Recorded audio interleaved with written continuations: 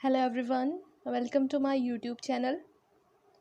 आज मैं आपके लिए एक टॉपिक लेके आई हूँ, Fermi level and Fermi energy, और इसके बाद हम डेंसिटी ऑफ स्टेट्स को भी स्टडी करने वाले हैं।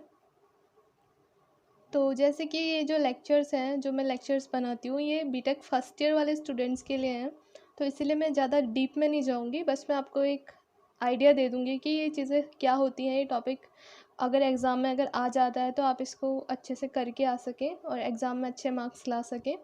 ठीक है, तो ज़्यादा डीप में जाने की ज़रूरत नहीं है, तो स्टार्ट करते हैं। तो इसके बारे में मैं आपको पहले भी थोड़ा आइडिया दे चुकी हूँ, तो एक बार फिर से देख लेते हैं। तो suppose there are n non-interacting electrons contained in a one-dimensional box of length L at absolute zero temperature। ठीक है, एक कोई वन डायमेंशनल बॉक्स है L लेंथ का। ठीक है, उसमें क्या है, n नॉन इंटरेक्टिंग इलेक्ट्रॉन्स हमने ले लिए हैं, किस पे, एट एब्सोल्यूट ज़ीरो टेम्परेचर पे, यानी कि T equal to zero kelvin पे।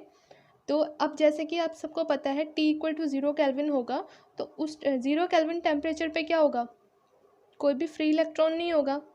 ठीक है, जब टेम्परेचर ज़ीरो केल्विन है तो क्या होगा, कोई भी थर्मल एक्साइटेशन नहीं होगा और कोई भी फ्री इलेक्ट्रॉन नहीं होगा। तो हमें जैसे कि पता है कि सारे के सारे जो इलेक्ट्रॉन्स हैं वो वैलेंस बैंड में रहते हैं जब क्या होता है, कोई भी थर्मल एक्साइटेशन नहीं हुआ होता है, और कंडक्शन बैंड आपका पूरा का पूरा क्या रहता है, एम्प्टी रहता है। ठीक है, तो वही लिखा हुआ है, at absolute zero temperature all the levels below a certain level will be filled while all above it will be empty। ठीक है, तो क्या होगा, एब्सोल्यूट जीरो टेम्परेचर पे कुछ लेवल क्या होंगे, पूरी तरह फिल्ड होंगे, और कुछ लेवल क्या होंगे, पूरी तरह एम्प्टी होंगे। तो एक ऐसा सर्टेन लेवल होता है, ठीक है, एक सर्टेन लेवल है जिसके जो नीचे के बिलो जो लिखा हुआ है ना, all the levels below a certain level will be filled. तो उस लेवल के जो नीचे के जितने भी लेवल्स होंगे वो सारे के सारे फिल्ड होते हैं, लेकिन जो उसके ऊपर के जितने भी लेवल्स होंगे, एनर्जी स्टेट होंगे, वो सारे के सारे क्या होंगे, एम्प्टी। तो दैट मीन्स वो लेवल क्या कर रहा होगा, डिवाइड कर रहा होगा ना भरे हुए स्टेट्स और एम्प्टी स्टेट्स को, क्योंकि क्या बोला गया है कि उस स्टेट के नीचे के सारे लेवल भरे हुए हैं और उससे ऊपर के सारे लेवल एम्प्टी हैं। तो दैट मीन्स वो जो लेवल है वो डिवाइड कर रहा है फील्ड एंड वैकेंट लेवल्स को। The level which divides the filled and vacant levels is known as Fermi level at absolute zero temperature. ठीक है, तो वही आपका लेवल क्या कहलाएगा, Fermi level at absolute zero temperature. ठीक है, तो जैसे कि बताया हुआ है, वैलेंस बैंड, कंडक्शन बैंड, और इसके जस्ट बीचों बीच में आपका फर्मी लेवल होगा, जो कि डिवाइड कर रहा है कम्प्लीटली फिल्ड स्टेट्स को और कम्प्लीटली एम्प्टी स्टेट को। इसके ऊपर के जितने भी लेवल्स होंगे वो सारे कम्प्लीटली एम्प्टी होंगे, और इस फर्मी लेवल के नीचे के सारे लेवल्स भरे हुए होंगे। ठीक है, तो अगर वन डायमेंशनल बॉक्स में दिखाना चाहूँ मैं, तो ये एक वन डायमेंशनल बॉक्स है जिसकी लेंथ क्या है, एल है। ठीक है, एल लेंथ का है। तो इसमें स्टेट्स दिखाई हैं, जैसे मैंने N1 N2 N equal to 3 N equal to 4। ठीक है, पहली, दूसरी, तीसरी, चौथी। ठीक है, उसके बाद डैश डैश डैश NF। तो अब एक चीज़ देखिए, अब 4 5 कितने भी लेवल्स हो सकते हैं इस NF लेवल के ऊपर, लेकिन जो मैंने सबसे ऊपर का लेवल दिखा रखा है वो NF दिखा रखा है। तो NF ही आपका कौन सा लेवल है, फर्मी लेवल। ठीक है, तो ये जो फर्मी लेवल है, इससे नीचे जितने भी स्टेट्स होंगे, अभी तो जैसे मैंने 4 दिखाया है यहाँ पे, डैश डैश डैश, मतलब जितने भी हो सकते हैं, 4 5 6 7 कितने भी एनर्जी स्टेट्स होंगे वो सारे के सारे क्या होंगे, कम्प्लीटली फिल्ड होंगे। और जो NF वाला होगा, इस NF से ऊपर जितने भी स्टेट्स होंगे एनर्जी स्टेट, वो कम्प्लीटली एम्प्टी होंगी। दैट इज़ ये जो लेवल है NF लेवल, वो डिवाइड कर रहा है कम्प्लीटली एम्प्टी और पूरी तरह फिल्ड लेवल्स को। ठीक है, जो सबसे ऊपरी भरा हुआ लेवल होगा ये, और इसकी एनर्जी कितनी मान रखी हमने, EF, जैसे पहली लेवल की E1 E2 E3 E4, ऐसे ही NF लेवल की EF। तो ये क्या बता रहा है कि टोटल कितने लेवल्स होंगे उसमें, कि जिनसे नीचे को इलेक्ट्रॉन्स पूरे फिल्ड होंगे वो NF लेवल होंगे ना, क्योंकि NF से ऊपर वाले तो सारे के सारे क्या होंगे, वैकेंट होंगे। ठीक है, जो NF वाला, NF वहाँ जो लेवल है वही क्या होगा आपका, डिवाइड करेगा कम्प्लीटली फिल्ड और कम्प्लीटली वैकेंट लेवल्स को। ठीक है, उसके बाद हम आगे क्या लिखा है, at T equal to 0 kelvin no thermal excitation will take place. वही जो मैंने आपको अभी बताया कि थर्मल एक्साइटेशन नहीं होगा, दैट मीन्स कोई भी फ्री इलेक्ट्रॉन, कोई भी इलेक्ट्रॉन मेटल से या जो किसी भी चीज़ जो भी हम ले रहे हैं सेमीकंडक्टर या इंसुलेटर, कोई भी इलेक्ट्रॉन क्या होगा, फ्री नहीं हो पाएगा, क्योंकि टी इक्वल टू 0 केल्विन है, तो कोई भी थर्मल एक्साइटेशन नहीं होगा। तो सारे के सारे इलेक्ट्रॉन कहाँ रहेंगे, in ground level, all the electrons remain in ground level. ठीक है, दैट मीन्स जो वैलेंस बैंड है वो पूरी तरह फिल्ड होगा और सारे के सारे इलेक्ट्रॉन्स का होंगे ग्राउंड लेवल में ही होंगे। ठीक है, अगर हम वन डायमेंशनल बॉक्स की बात करें, ठीक है, जैसे कि अभी मैंने बताया कि सारे ये EF लेवल जो NF लेवल है, NF नंबर वाला लेवल है, उसके नीचे के सारे लेवल क्या है, भरे हुए हैं, कम्प्लीटली फिल्ड है। ठीक है, तो अगर मैं मान लो इस लेवल की एनर्जी लिखूँ EF लेवल वाले की, तो EF की वैल्यू क्या होगी, NF लेवल की एनर्जी लिखना चाहूँ मैं, एनर्जी के लिए एक्सप्रेशन, तो EF की वैल्यू क्या होगी, मैंने आपको फर्स्ट यूनिट में पढ़ाया था, particle in a one dimensional box के लिए एनर्जी एक्सप्रेशन निकलवाया था। ठीक है, आप उसको देख लीजिएगा। तो क्या निकलवाया था वो मैंने, energy expression particle in a one dimensional potential box या पोटेंशियल वेल के लिए वो निकलवाया था मैंने, E equal to n² pi square h² upon 2ml²। ठीक है, तो वहाँ पे n² था, तो यहाँ पे मैंने क्या ले लिया उसको NF², और E को क्या ले लिया EF, क्योंकि ये दिखा रहा है फर्मी एनर्जी को, क्योंकि ये फर्मी लेवल की एनर्जी लिख रही हूँ मैं, इसलिए क्या हो जाएगी Fermi energy EF equal to NF² pi square h² upon 2ml², जहाँ पे L क्या है, L है आपका वन डायमेंशनल बॉक्स की लेंथ। ठीक है, तो ये कर लिया मैंने। तो इसके बाद क्या होगा, इसके बाद देखिए,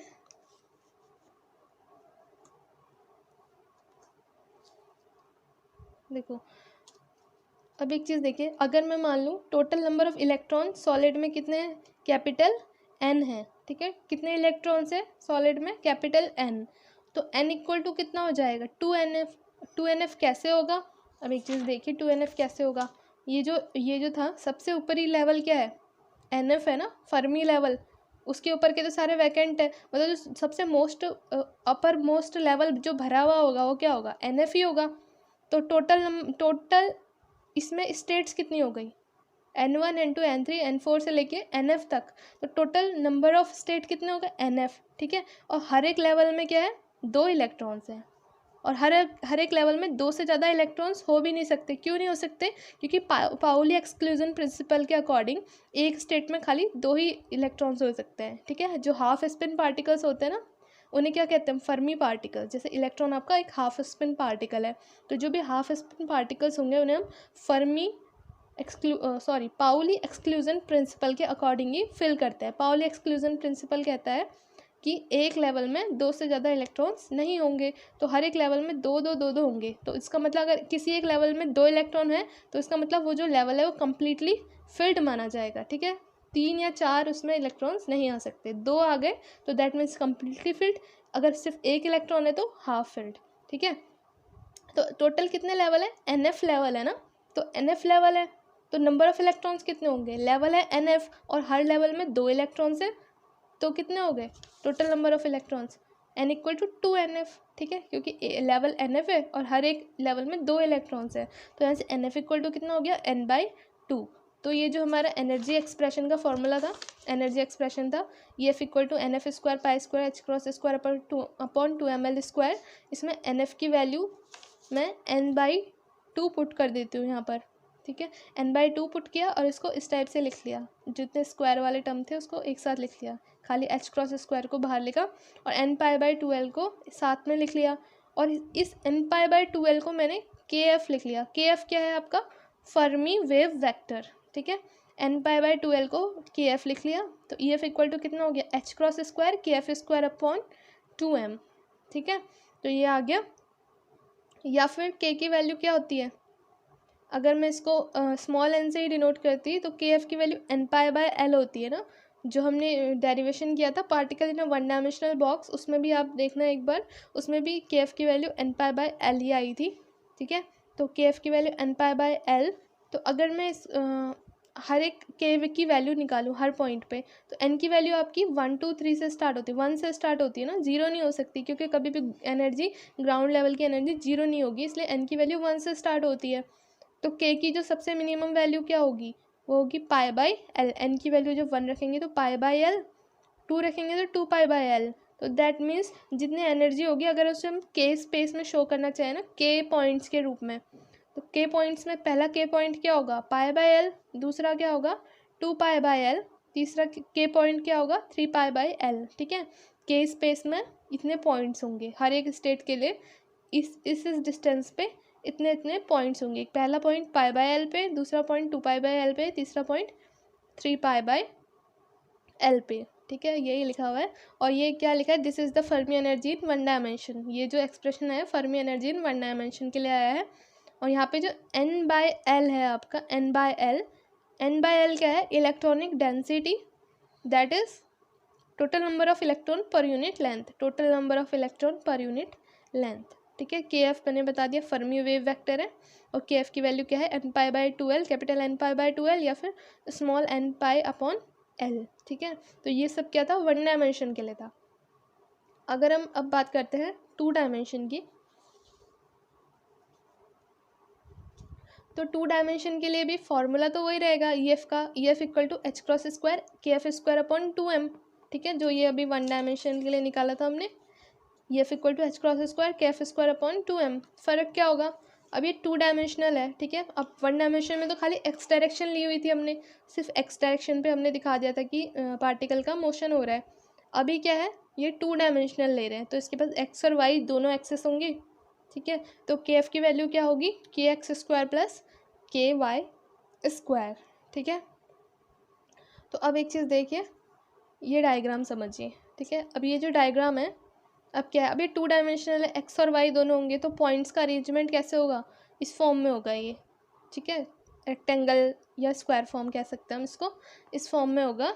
इसके पास एक्स में भी होगा, ठीक है, एक्स में भी मोशन हो रहा है और वाई में भी। ठीक है, तो मतलब एक्स में भी एनर्जी स्टेट है और वाई में भी एनर्जी स्टेट है। तो यहाँ पर से जो पहला पॉइंट आया के पॉइंट, पहला के पॉइंट के किस पे होता है, पाई बाई एल पे ना, तो अब एक्स डायरेक्शन में ले रहे हैं तो पाई बाई एल एक्स, दूसरा point 2 pi by L x, तीसरा point 3 pi by L x. ऐसे वाई के लिए वाई डायरेक्शन में पहला के point pi by L y, दूसरा point 2 pi by L y. ठीक है, ये हो जाएगा। और एक ये यूनिट सेल बना रहा है। ठीक है, ये 4 पॉइंट मिलके एक यूनिट सेल बना रहे हैं क्रिस्टल की या सॉलिड की। ठीक है, अब एक चीज़ देखिए, अब ये जो दिखाया मैंने एक सर्कल शेप दिखाया हुआ है, इसको मैंने क्या लिखा है, फर्मी सरफेस। अब ये क्या है, ये देखिए।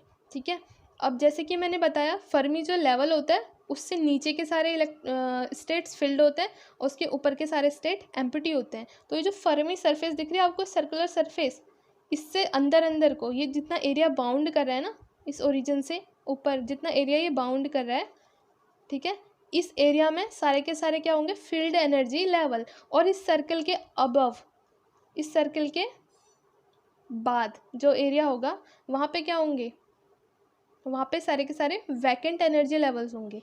अब एक चीज़ आपके माइंड में आ रही होगी कि ये फर्मी सरफेस सर्कुलर ही क्यों लिया, सर्कुलर कैसे आया ये। ठीक है, सर्कुलर ऐसे आया कि ये जो इक्वेशन है इसको ध्यान से देखिए, आपको एक सर्कल की इक्वेशन दिखेगी। सर्कल की इक्वेशन यही होती है ना, अगर सर्किल की इक्वेशन है ये, तो इससे हमें साफ पता लग रहा है कि ओरिजिन क्या है इसका, 0 0 पे है। ठीक है, और इसकी रेडियस कितनी है, के एफ। ठीक है, तो इसलिए मैंने यहाँ क्या लिया है, के एफ इसकी रेडियस ले ली और इसका ओरिजिन पे सेंटर ले लिया। ठीक है, तो के एफ रेडियस, ओरिजिन पे सेंटर, तो इसीलिए जो फर्मी सरफेस है आपकी सर्कुलर आई है। तो अगर अब एक यूनिट सेल का एरिया देखूँ मैं, एक यूनिट सेल का एरिया कितना होगा, ये यूनिट सेल है आपकी, ये इसकी एक्स डायरेक्शन में साइड और ये इसकी वाई डायरेक्शन में साइड। ठीक है, तो एरिया कितना होगा, ये इंटू ये। ठीक है, pi by L X into pi by L Y, तो ये इसका एरिया हो गया। और एल एक्स एल वाई को मैंने ए लिख लिया। ठीक है, अब एल एक्स एल वाई को ए लिख लिया, जहाँ पे ए क्या है, एरिया ऑफ ईच पोटेंशियल। ठीक है, area of each potential well या पोटेंशियल बॉक्स। ठीक है, तो पाई स्क्वायर बाई ए, ये किसके लिए है, एक यूनिट सेल के लिए। ठीक है, तो अब इसके बाद क्या करेंगे,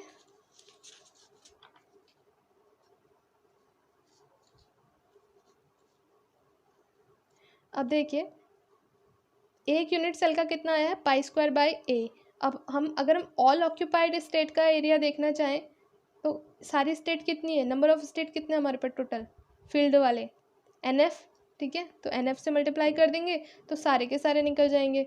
तो NF की वैल्यू पुट कर दी कैपिटल N/2, तो N/2 π²/a, ये क्या आ गया, सारी ऑक्यूपाइड स्टेट का एरिया आ गया, ठीक है। जितना भी ये फर्मी सरफेस के अंदर जितनी यूनिट सेल कवर हो रही होंगी, इन सारी यूनिट सेल का ये टोटल एरिया हो गया N/2 π²/a, ठीक है। तो एक एरिया का फॉर्मूला हम यहाँ से लिख सकते हैं और एक एरिया का फॉर्मूला हम ऐसे भी लिख सकते हैं। जैसे ये देखिए, ये जो आपका फर्मी सरफेस है ना, ये सर्कल शेप में है। अगर मैं इतने सर्कल का एरिया लिख लूँ तो वो भी तो total number of energy state का एरिया आ जाएगा। अब ये क्या है, सर्कल का 1/4 पार्ट है, पूरा सर्कल तो है नहीं, तो पूरे सर्कल का 1/4 कर लेंगे हम, पूरे सर्कल का एरिया ले लेंगे और उसको 1/4 कर देंगे। सर्कल का एरिया क्या होता है, πr², आर क्या होती है वहाँ पे, रेडियस, यहाँ रेडियस कितनी है, KF। तो अगर ये कंप्लीट सर्कल होता तो इसका एरिया कितना आ जाता, πKF², लेकिन ये उसका 1/4 पार्ट है तो इसलिए कितना लिख दिया हमने, 1/4 πKF²। अब ये दोनों ही क्या है, area of all occupied energy states, तो दोनों को इक्वेट कर दिया। दोनों को इक्वेट करने पे क्या आया, KF² = 2n π/a और KF = 2n π a की पावर हाफ, ठीक है। तो अगर मैं अब इसको एनर्जी एक्सप्रेशन में रख दूं तो EF = कितना होता है, h×2 KF²/2m, तो KF की वैल्यू पुट कर दी तो EF क्या आ गया, h×2/2m 2n π/a, ये क्या आ गया, फर्मी एनर्जी फॉर 2 डायमेंशन, ठीक है। तो 2 डायमेंशन हो गया। 3 डायमेंशन का भी सेम तरीके से निकाल लेंगे हम, बस इसमें चेंज क्या होगा, इसमें चेंज ये होगा, ठीक है। एक तो KF² की वैल्यू क्या होगी, KX², KY², KZ², क्योंकि इसमें Z डायमेंशन भी इंक्लूड करनी पड़ेगी हमें, 3 डायमेंशन है। और ये किसकी इक्वेशन है, ये है आपकी स्फेयर की इक्वेशन, ठीक है। स्फेयर विद रेडियस कितनी, KF, वो जो स्फेयर बनेगा उसकी रेडियस कितनी होगी, KF, और उसका सेंटर भी क्या होगा, ओरिजिन पे होगा। तो ये मैंने बनाया हुआ है डायग्राम, ठीक है। और इसकी जो यूनिट सेल होगी वो क्यूब शेप में होगी, ठीक है, क्यूब शेप में होगी, क्योंकि तीनों डायमेंशन में है तो क्यूब शेप में होगी। जैसे बनी हुई है एक यूनिट सेल, एक्स में उसकी जो के पॉइंट होगी, पहला के पॉइंट π/LX, वाई डायरेक्शन में पहला के पॉइंट क्या होगा, π/LY, और जेड डायरेक्शन में होगा π/LZ, ठीक है। तो ये के स्पेस में हम इसके पॉइंट्स को ड्रॉ करते हैं, ठीक है। के स्पेस होता है जिसमें डायमेंशन क्या होती है, KX, KY, KZ, और उन्हीं में हम क्या करते हैं, इसके पॉइंट्स को ड्रॉ करके अपनी यूनिट सेल को रिप्रेजेंट करते हैं, ठीक है। तो एक यूनिट सेल ये बन रही है। तो अब ये देखिए कि अब इसके भी क्या होगा, फर्स्ट क्वाड्रेंट में जितना एरिया बाउंड करेगा ये स्फेयर का पार्ट, ठीक है। ये सर्कल जैसा बना है, क्योंकि इसमें मैं डायग्राम अच्छे से ड्रॉ नहीं कर पा रही हूँ। तो 3 डायमेंशन में आप खुद से इमेजिन कर लेना कि सरफेस का स्फेयर का कितना पार्ट क्या आएगा, फर्स्ट क्वाड्रेंट में आएगा, ठीक है। अब एक चीज़ सुनिए, फर्स्ट क्वाड्रेंट को ही क्यों ले रहे हैं हम, बाकी नेगेटिव क्वाड्रेंट क्यों नहीं ले रहे हैं, इसलिए नहीं ले रहे हैं क्योंकि जो KF की वैल्यू होती है वो नेगेटिव नहीं हो सकती, ठीक है। जो K की वैल्यूज़ होंगी वो नेगेटिव नहीं होंगी, इसलिए हम सिर्फ फर्स्ट क्वाड्रेंट यूज़ कर रहे हैं, बाकी के क्वाड्रेंट हम नहीं ले रहे हैं, ठीक है। तो अब आपको क्लियर हो गया होगा कि हमने बाकी का क्वाड्रेंट क्यों छोड़ रखा है। तो अब ये फर्स्ट क्वाड्रेंट में हमने ये स्फेयर का पार्ट इतना बना लिया है, ठीक है। इसको मैं अलग से बना देती हूँ कि ये किस टाइप से होगा। अब जैसे आपके 3 डायमेंशन है, इसको अज्यूम करना आप, ठीक है। तो स्फेयर का इतना पार्ट लेंगे हम, ठीक है। और ये जो स्फेयर का पार्ट, इसके अंदर जितने भी एनर्जी स्टेट कवर हो रहे होंगे वही क्या होंगे, आपके कम्प्लीटली फिल्ड होंगे, और स्फेयर के बाहर के सारे क्या होंगे, कम्प्लीटली एम्प्टी। तो इसमें मैंने ऐसे करके दिखा दिया, तो इस टाइप से है वो कुछ, तो आप समझ लेना उसको। तो इसमें भी एक यूनिट सेल का वॉल्यूम निकलेगा अब इसमें, तो ठीक है। तो अगर हम एक यूनिट सेल का वॉल्यूम निकालें तो एक यूनिट सेल का वॉल्यूम कितना होगा, ये आपकी एक यूनिट सेल है, ठीक है, एक सेल है, इसका वॉल्यूम कितना होगा, साइड्स का मल्टीप्लाई कर देंगे तो π/LX × π/LY × π/LZ, ये इसका क्या निकल गया, वॉल्यूम, टोटल वॉल्यूम निकल गया। तो कितना हो जाएगा, π³ V। LX, LY, LZ को मैंने V लिख लिया, LX, LY × LZ को V लिख लिया, ठीक है। तो ये क्या निकल गया, 1 यूनिट सेल का वॉल्यूम, ठीक है। तो ये एक का निकला है। अगर हम सभी ऑक्यूपाइड स्टेट का वॉल्यूम निकालना चाहें तो कितना हो जाएगा, ये हो जाएगा volume of all occupied energy eigen states. कितना हो जाएगा, टोटल एनर्जी स्टेट्स कितनी है हमारे पास, NF। एक एनर्जी स्टेट का कितना निकला है, पाई क्यूब अपॉन वी। तो NF एनर्जी स्टेट्स का कितना निकल जाएगा, NF into pi cube upon V, या फिर NF को हम N/2 लिख देंगे, ठीक है। ये निकल गया सारे के सारे ऑक्यूपाइड एनर्जी स्टेट का वॉल्यूम, ठीक है। एक वॉल्यूम ये निकला, तो अब एक वॉल्यूम ऐसे भी निकलेगा, also volume of all occupied states, ठीक है। कैसे, क्या निकलेगा, मैंने अभी बताया कि जो ये फर्मी सरफेस है जो कि स्फीयर के शेप में है, ये जितना वॉल्यूम कवर कर रही है, ठीक है, कितना वॉल्यूम कवर कर रही है, ये फर्स्ट क्वाड्रेंट में है तो पूरे स्फीयर का 1/8 वॉल्यूम कवर कर रही है, ठीक है। और ये फर्स्ट क्वाड्रेंट में जितना वॉल्यूम कवर कर रही है उतने ही वॉल्यूम में क्या होंगे, ऑक्यूपाइड एनर्जी स्टेट्स होंगे। तो अगर मैं इस स्फीयर का वॉल्यूम लिख दूंगी तो कितना आ जाएगा, वही क्या आ जाएगा, volume of all occupied energy state, ठीक है। तो इस स्फीयर का वॉल्यूम कितना होगा, 4/3 पाई KF क्यूब, लेकिन ये पूरे स्फीयर का होगा। लेकिन हमारे पास फर्स्ट क्वाड्रेंट में कितना है, 1/8 पार्ट ही है उसका, तो इसलिए 1/8 से हम मल्टीप्लाई कर देंगे तो हमारा क्या निकल जाएगा, volume of all occupied state, ठीक है। ये हमने ऐसे क्यों निकाला, क्योंकि स्फीयर का जो 1/8 पार्ट है फर्स्ट क्वाड्रेंट में, वो क्या कर रहा है, वो एक फर्मी सरफेस है जो कि सारे ऑक्यूपाइड एनर्जी स्टेट को कवर कर रहा है, ठीक है। अब देखिए ये भी क्या है, volume of all occupied energy state, ये भी volume of all occupied energy state, इन दोनों को हम इक्वल रख सकते हैं। तो दोनों को इक्वल रख दिया।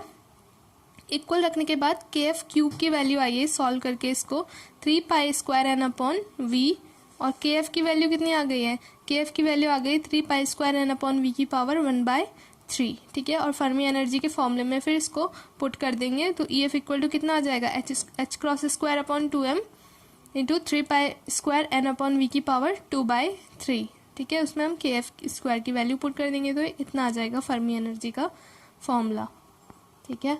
तो अब हम बात कर लेंगे डेंसिटी ऑफ स्टेट्स के बारे में,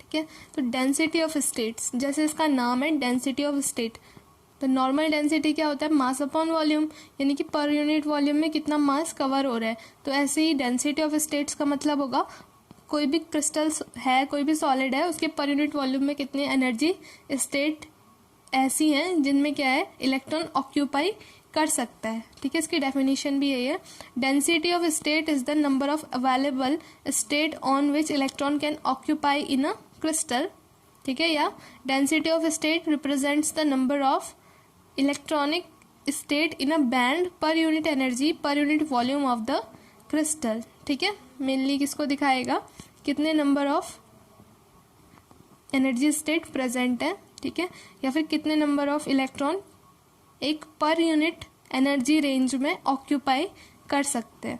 तो इसकी डेफिनेशन के अकॉर्डिंग अगर इसका फॉर्मूला बनाया जाए तो DE से रिप्रेजेंट करते हैं डेंसिटी ऑफ स्टेट को, DE, ठीक है। तो DE इक्वल टू कितना होता है, DN/DE, ठीक है। पर यूनिट एनर्जी रेंज में कितने नंबर ऑफ इलेक्ट्रॉन ऑक्यूपाई होंगे, ठीक है। या फिर इसको ही वो भी कह सकते हैं कि पर यूनिट वॉल्यूम में कितनी एनर्जी स्टेट होंगी, दोनों टाइप से कह सकते हैं हम इसको। तो कैपिटल N इक्वल टू कितना होता है, 2 इंटू स्मॉल n, ठीक है। ये क्यों होता है मैं बता चुकी हूँ पहले, क्योंकि एक स्टेट में 2 इलेक्ट्रॉन होते हैं, इस वजह से क्या होता है, इस वजह से n इक्वल टू 2n होता है। तो यहाँ पे वैल्यू अगर हम पुट कर दें तो DE इक्वल टू 2DN/DE, ठीक हो गया। अब एनर्जी क्या कितनी होती है, energy E equal to N² π² H×2 2ml², ठीक है। अगर मैं इसको डिफ्रेंशिएट करूँ n के रिस्पेक्ट में, स्मॉल n के रिस्पेक्ट में, तो DE/DN कितना हो गया, इतना हो गया, ठीक है। n² का 2n और 2 से 2 कैंसिल आउट हो जाएगा, तो DE/DN निकल गया। लेकिन डेंसिटी ऑफ स्टेट कितना होता है, 2DN/DE, तो DE डेंसिटी ऑफ स्टेट कितना हो जाएगा, 2, और DN/DE यानी इसको उल्टा कर लेंगे, अपोजिट कर लेंगे इसका, ठीक है। ये ऊपर चला जाएगा और ये न्यूमरेटर वाला डिनोमिनेटर में, तो 2ml²/n π² H×2।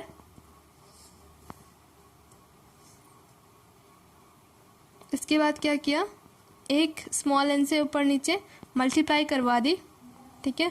तो ये कराने से क्या बन गया, ये N square pi square H cross square upon 2ml square कितना होता है, एनर्जी के इक्वल। तो ये एन अपॉन ई लिख दिया इसको, ठीक है।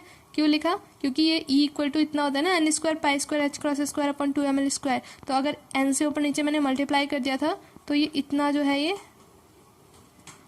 इतना, ये फिर से किसके इक्वल आ गया, कैपिटल ई के इक्वल आ गया। तो इसको मैंने ऐसे लिख दिया और यहाँ पर फिर ये स्मॉल एन की वैल्यू मैं यहाँ से निकाल के फिर से इसमें पुट कर दूंगी। यहाँ से अगर निकालूँ तो कितनी आएगी एन की वैल्यू, 2ml स्क्वायर इंटू ई upon pi square H cross की पावर हाफ, ठीक है। तो वही वाली n की वैल्यू मैंने यहाँ पुट कर दी। पुट करने के बाद सब कुछ सॉल्व करके कितना आया, डी इक्वल टू इतना आ गया, ठीक है। और ये सारी की सारी चीज़ें कांस्टेंट है, तो इसको मैंने लिख दिया डी प्रोपोर्शनल टू 1 अपॉन ई की पावर हाफ, या फिर डी प्रोपोर्शनल टू ई की पावर माइनस हाफ। ये किसके लिए आ गई, डेंसिटी ऑफ स्टेट 1 डायमेंशन के लिए, ठीक है। 1 डायमेंशन के लिए डेंसिटी ऑफ स्टेट किसके प्रोपोर्शनल होती है, ई की पावर माइनस हाफ के प्रोपोर्शनल, ठीक है। इसके बाद हम देखेंगे 2 डायमेंशन और 3 डायमेंशन के लिए। तो ये है फॉर 2 डायमेंशन।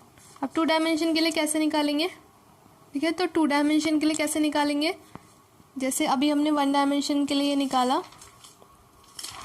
1 डायमेंशन के लिए हमने क्या किया, यहाँ पर ई की वैल्यू जो ली हमने 1 डायमेंशन के अकॉर्डिंग ले ली, n square pi square H cross square upon 2ml square.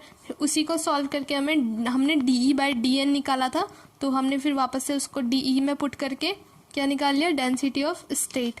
तो अगर मुझे 2D के लिए निकालना पड़ेगा तो 2D के लिए एनर्जी का फॉर्मूला कितना होता है, ई एफ इक्वल टू कितना निकाला था हमने, n square H cross square by 2m 2n pi by a. ये अभी हमने 2 डायमेंशन के लिए फर्मी एनर्जी का फॉर्मूला निकाला था। तो इससे ही हम पहले D E by D N निकालेंगे, ठीक है। D E by D N निकालोगे, उसके बाद फिर वही सेम तरीके से सॉल्व करके डेंसिटी ऑफ स्टेट में रख दोगे, और ऐसे ही 3D के लिए आ जाएगा। तो 3D के लिए इतना आ जाएगा। 3D के लिए आपका ई एफ कितना निकला था, H cross square by 2m 3n pi square upon V की पावर 2/3, ठीक है। तो ये वाले ई एफ से हम क्या निकाल लेंगे, डेंसिटी ऑफ स्टेट। तो ये इस टाइप से सॉल्व हो जाएगा। तो इसको आप कर लीजिएगा, इन दोनों को खुद सॉल्व करके देखिएगा कि इतना आ रहा है नहीं आ रहा है एक्सप्रेशन, ठीक है। तो मैंने ज़्यादा इसको डीप में नहीं पढ़ाया है, मैंने इस तरीके से आपको बताया कि आपको समझ में आ जाए, एग्ज़ाम में करने लायक हो जाए आपका, ठीक है। तो अगर आपको समझ आ गया है तो वीडियो को लाइक कर दीजिए और कमेंट करना मत भूलना, और चैनल को भी सब्सक्राइब कर देना, ठीक है। Thank you.